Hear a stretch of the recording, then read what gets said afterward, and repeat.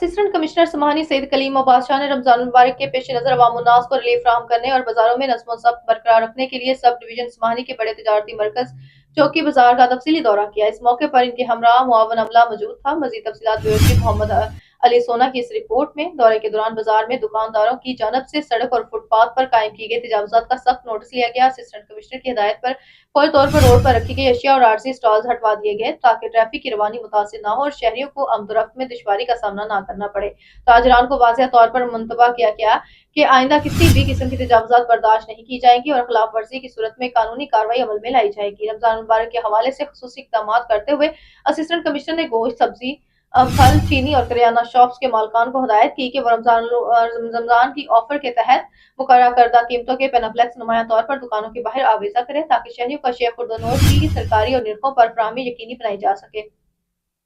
انہوں نے بیسن، آٹا، دال، چینی اور دیگر ضروری اشیاء کے ریٹس بھی چیک کیے اور ہدایت کی کہ ان کی قیمتیں واضح طور پر پین فلیکس پر درج کی جائیں۔